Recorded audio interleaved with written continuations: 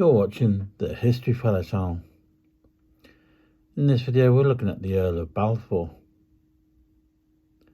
Arthur James Balfour, also known as Lord Balfour, was born on the 25th of July 1848 and would die on the 19th of March 1930. He was a British statesman and Conservative politician who served as Prime Minister of the United Kingdom from 1902 to 1905. As Foreign Secretary in the Lloyd George Ministry, he issued the Balfour Declaration of 1917 on behalf of the Cabinet, which supported the home for the Jewish people in Palestine. Entering Parliament in 1874, Balfour achieved prominence as Chief Secretary for Ireland, in which position he suppressed agrarian unrest whilst taking measures against absentee landlords. He opposed Irish Home Rule, saying there could be no halfway house between Ireland remaining within the United Kingdom or becoming independent.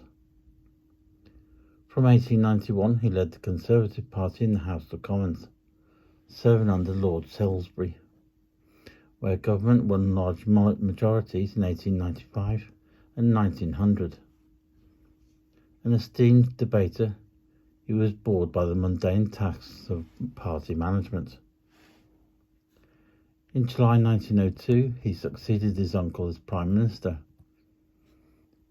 In domestic policy, he passed the Land Purchase Act for Ireland in 1903, which bought out most of the Anglo-Irish landowners. The Education Act of 1902 had a major long-term impact in modernising the school system in England and Wales, and provided financial support for schools operated by the Church of England and by the Catholic Church. Nonconformists were outraged and mobilised their voters, but were unable to reverse it. In foreign and defence policy, he oversaw reform of British defence policy and supported Jackie Fisher's naval innovations. He secured the Entente Cordiale with France, an alliance that ended centuries of intermittent conflicts between the two states and their predecessors. He cautiously embraced imperial preference, as championed by Joseph Chamberlain, but resignations from the cabinet over the abandonment of free trade left his party divided.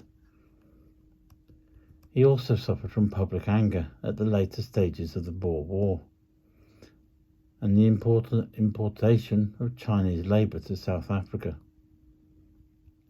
He resigned as Prime Minister in December 1905, and the following month the Conservatives suffered a landslide defeat at the 1906 election, in which he lost his own seat. He soon re-entered Parliament and continued to serve as Leader of the Opposition throughout the crisis over Lloyd George's 1909 budget. The narrow loss of two further general elections in 1910 and the passage of the Parliament Act of 1911, he resigned as party leader in 1911. Balfour returned as First Lord of the Admiralty in Asquith's coalition government in 1915. In December 1916, he became Foreign Secretary in David Lloyd George's coalition. He was frequently left out of the inner workings of foreign policy, although the Balfour Declaration on the Jewish homeland bore his name. He continued to serve in senior positions throughout the 1920s and died in 1930 aged 81, having spent a vast inherited fortune. He never married, and Balfour trained as a philosopher. He originated an argument against believing that human reason could determine truth, and was seen as having a detached attitude to life, epitomised by a remark attributed to him: "Nothing matters very much, and few things matter at all." If you found this video informative, please feel free to like the video and subscribe to the channel.